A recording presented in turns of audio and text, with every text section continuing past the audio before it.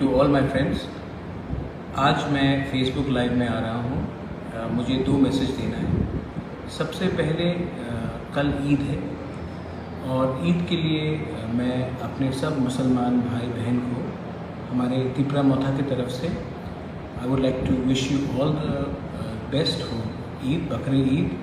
और मैं चाहता हूँ कि इस साल जब हम ईद का हम त्यौहार मनाएं तो हम लोग भाईचारा के बारे में बात करें, हम लोग एकता के बारे में बात करें, थानसा के बारे में बात करें। मैं आपको दो तीन चीज़ कहना चाह रहा था। मैंने पिछले दिन में देखा है और मैंने सुना है और मैंने खुद महसूस भी किया है कि त्रिपुरा में नफ़रत की राजनीति बहुत जगह में हो रही है। मैं नफ़रत की राजनीति के खिलाफ हूँ और मैं चाहता हूँ कि त्रिपुरा में भाईचारा रहे। हिंदू, मुसलमान, क्रिश्चियन, बुद्धिस्ट, हम सब के बीच में, सिख, हम सब के बीच में एक भाईचारा रहना चाहिए। तो अगर मैंने कहीं देखा है कि कहीं कोई एरिया में, कोई कब्रिस्तान में कोई शिव का मंदिर बनाने की कोशिश कर रहा है, ऐसे रकम की राजनीति से किसी को कुछ नहीं मिलेगा। मैं आप सबको कहना चाहता हूँ कि आज हमें स्कूल्स बनाना चाहिए, अस्पताल बनाना चाहिए, ब्रिज बनाना चाहिए, रास्ता बनाना चाहिए। मस्जिद और मंदिर के बीच में एक आम इंसान को मत बांटिए। ऐसे रकम के राजनीति से किसी को कुछ भला भी नहीं होगा, किसी को कुछ फ़ायदा भी नहीं होगा। मैं चाहता हूँ कि एक मुसलमान के हाथ में अगर कुरान घर में है तो स्कूल में एक लैपटॉप। मैं चाहता हूँ कि एक पिपरासा के घर में अगर घर में अपना बाबा गरिया है तो स्कूल में एक इंग्लिश एजुकेशन है।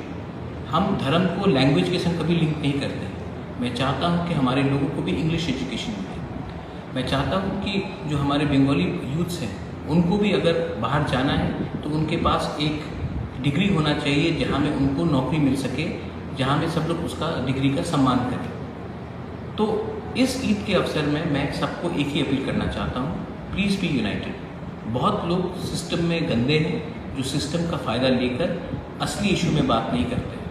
आज असली इशू महंगाई है, असली इशू बेरोज़गारी है, असली इशू फ्रस्ट्रेशन है यूथ में, और इसको ना कोई पॉलिटिकल पार्टी हल कर सकता है जब तक हम लोग सोसाइटी एक ना हो जाए। तो 2022 में हमें एकता के बारे में बात करना चाहिए, हमें डेवलपमेंट के बारे में बात करना चाहिए, हमें इकोनॉमिक प्रोग्रेस और सोसाइटी का इंक्लूसिव बनाना चाहिए, ना कि किसका दाढ़ी कैसा है, कौन क्या बिंदी लगा रहा है, कौन किस चर्च में जा रहा है। दूसरा बात है कि सुरमा में हमने इलेक्शन फाइट किया और हमारी रिज़ल्ट बहुत अच्छी हुई। मैं अपने त्रिपुरा मोथा के वॉलंटियर्स को, वॉरियर्स को, सबको बोलना चाहता हूँ, जो एरिया में हमारे मुसलमान भाई ने हमारे संग इस समय हमें मदद किया और हमारे संग रहे, उनको आप जाकर ईद के समय फ़ोन कीजिए। सिर्फ एक फ़ोन चलेगा। उनको एक बार फ़ोन करके पूछिए और विश कीजिए ईद मुबारक। मुसलमान भाई को भी मैं बोलूँगा, हमारा खारसी पूजा चल रहा है, आप भी हमारे त्रिपुरा लोगों को खारसी पूजा के लिए विश कीजिए। बंगाली को भी मैं ये बोलूँगा कि मैं जब 14 देवता के वहाँ जाता हूँ, हम सबको एक संग भगवान का पूजा एक संग करना चाहिए, इसमें कोई विवाद नहीं होना चाहिए।